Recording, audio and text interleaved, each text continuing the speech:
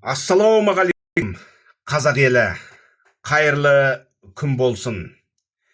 Бүгінгі әңгіме Кенесары заманында атақты батыр Кенесарының жасағында болған Бұқарбай батыр туралы бір деректі тағы да сіздерге ұсынғым келіп отыр, қабыл алыңыздар.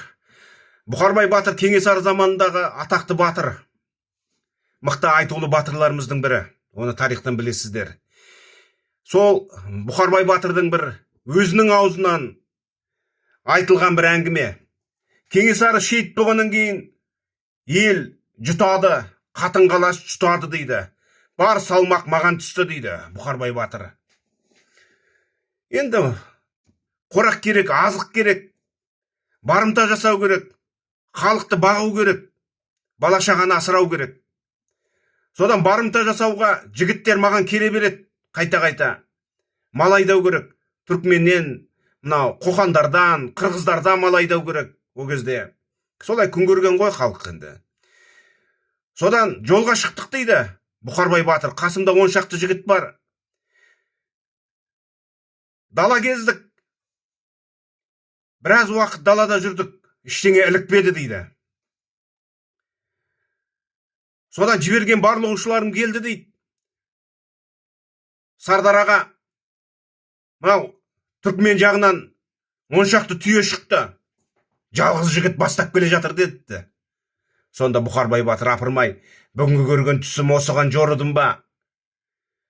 Түс ауа өш жерде болады ғой деп, өш жерден күтіңдер депті. Содан түс ауа жаңағы 10 түйе жүк тиеген жас жігіт бері қарай келе жатыр екен, бізге бет қалып дейді. Сайға түсе берген кезде Бұқарбай батыр ымдап мимикамен екі жігітті жіберген ғой жаңағы жас жігітке.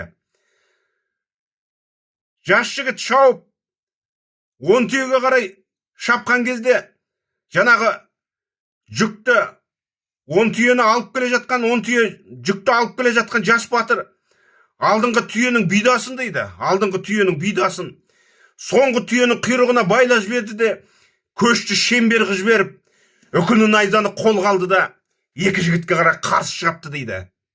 Біреуін іліп тастады, біреуін шауып тастады дейді. Ат қаңғып кетті дейді. Ызаға булыққан Бұқарбай жаңағы жас жігітке қарай үкілі найзаны алып қарсы шапқан ғой. Әл бермеді дейді жас жігіт. Олайда салдым айлаға, былайда салдым айлаға, көнбеді дейді. Сонда Наурызбайдан үйреніп қалған бір айлам бар еді. Бұғалықты лақтырып жіберіп, белге түскен кезде, бұғалық тартып қалған кезде бел ашылып қалды дейді. Сол кезде белден найзаны айдап жібердім дейді. Батыр шаншыла құлады аттан дейді. Сол кезде дуылға түскен ғой. Дуылғадан қолан шаш төгілді дейді. Жараны алақамен бастымда торсықтан суды алып, қыздың аузына құя бастадым. Бір шамадан кейін қыз есін жинады да айтты дейді.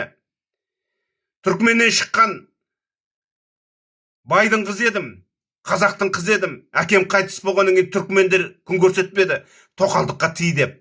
Сонда 10 түйе жасауымен шешем, Бұқарбай деген ағаң бар, соған бар, теңін тауып сені ұзатсын деп, Бұқарбай ағамды іздеп келе жатыр едім депті жас жігіт. Жас қыз жаңағы. Сол кезде Бұқарбай ақырып жыладым дейді. Жан тапсырып өліп кеткен ғой қыз. Талай бауырлардан айырылып едім дейді. Майдан даласында көзімнен бір жас шықпап еді дейді Бұқарбай батыр. Соңғы жылағанда күн күркіреп жауын жауып ерекше бір құбылыс болды дейді. Қызы сол жерге жерлеп 10 түйені пұлға айналдырып, қыз ілуі деген сол жерде мазар тұрғызып кеткен екен дейді Бұқарбай батыр. Мінекей біздің қандай батырларымыз болған, құрметті қазақ елі. Кенесары тұсында қарт бурадай жарадық. Жауды жасып жапырып, жауған қардай борадық. Абылайлап ұрандап, жаудың алдын орадық. Ханымыздан айырылып, шіл боғындай тарадық. Көрінгенге жалтақтап, кісі аузына қарадық. Өзіміз шапқан созақтан, сарттан ақыл сұрадық дейді. Қолдың сәні бола ма, сырнай керней болмаса, жұлдыздың сәні бола ма, ішінде бір ай болмаса. Қарашыда не күй бар, қарашыда не би бар, айбындағаны болмаса, Кенесары Наурызбай қол басында болмаса.